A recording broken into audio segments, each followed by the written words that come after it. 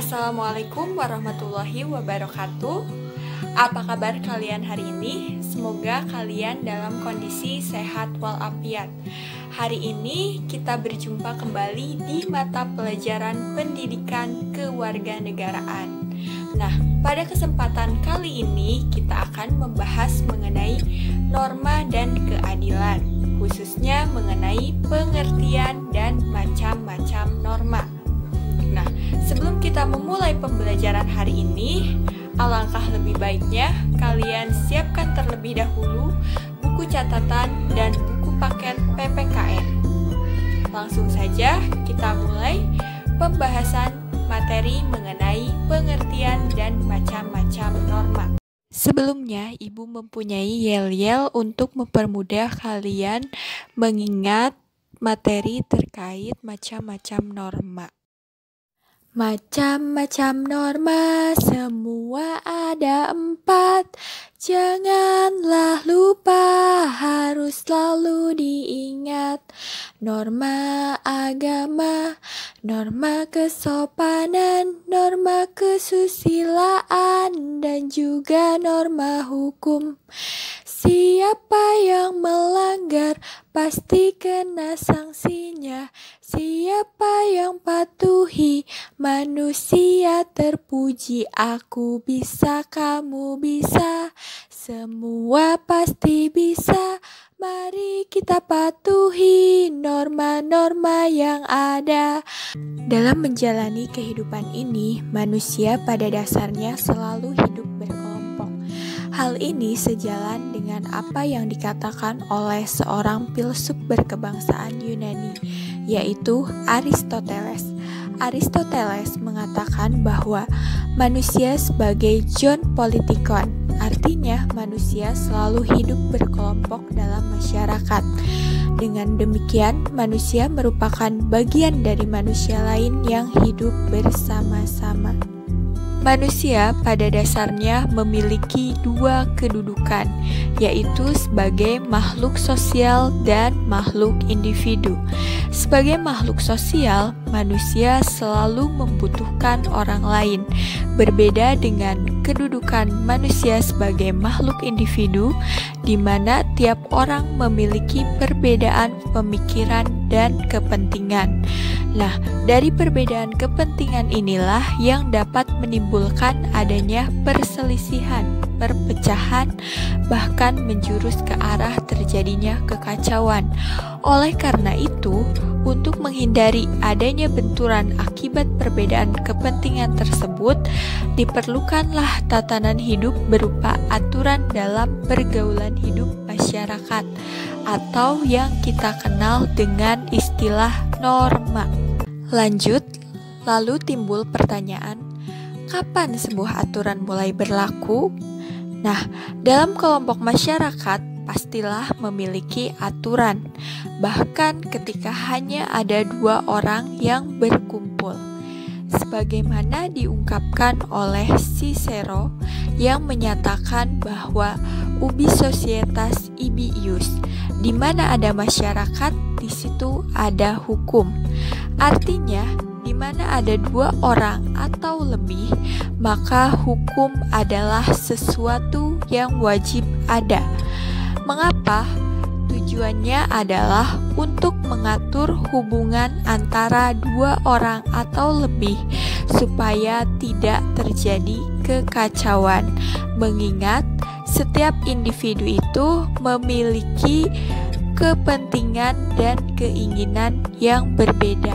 Seperti yang telah dijelaskan sebelumnya, terkait adanya aturan yang berlaku di dalam masyarakat yang dikenal dengan istilah norma, dapat kita tarik kesimpulan bahwa norma pada hakikatnya merupakan sebuah pedoman atau aturan yang digunakan oleh seseorang sebagai patokan dalam berperilaku di masyarakat agar bertindak sesuai dengan nilai yang berlaku di masyarakat tersebut, sehingga terciptalah ketertiban dan kedamaian dalam kehidupan masyarakat.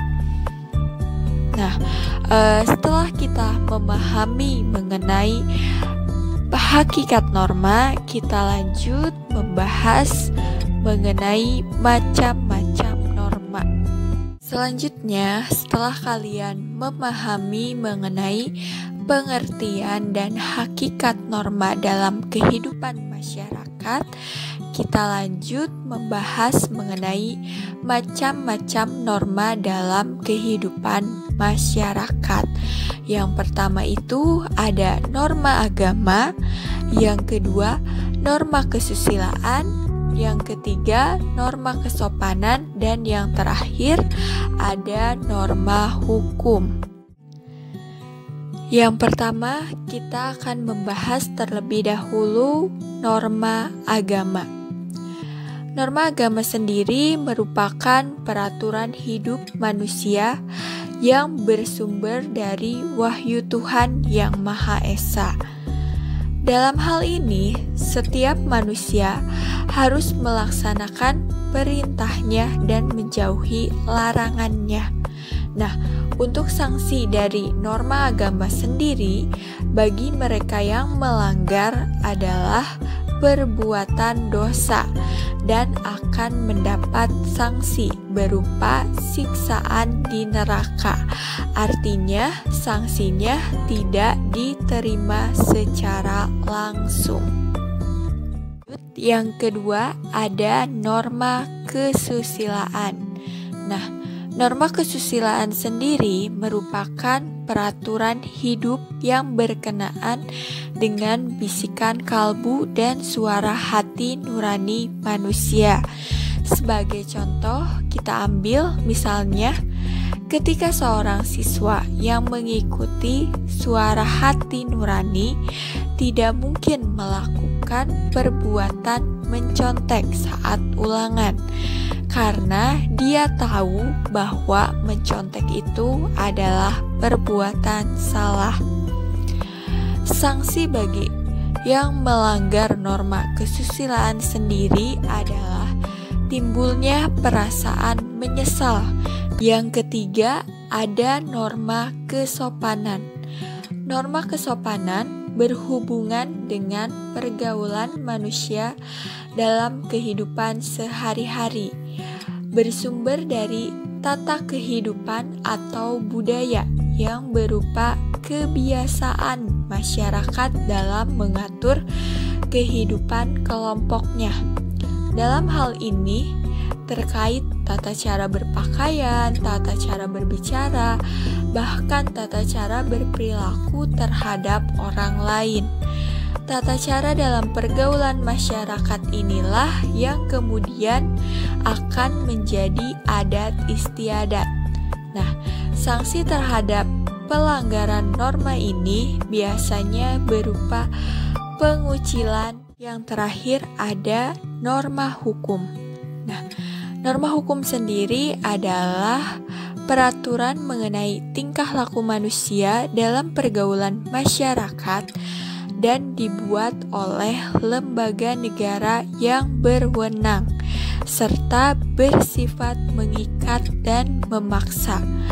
Pada hakikatnya, norma hukum dibuat untuk menciptakan ketertiban dan kedamaian dalam pergaulan hidup bermasyarakat.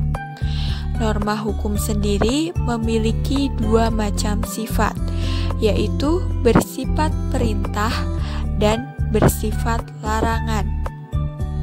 Untuk sanksinya sendiri, bagi yang melanggar norma hukum ini sifatnya tegas dan nyata.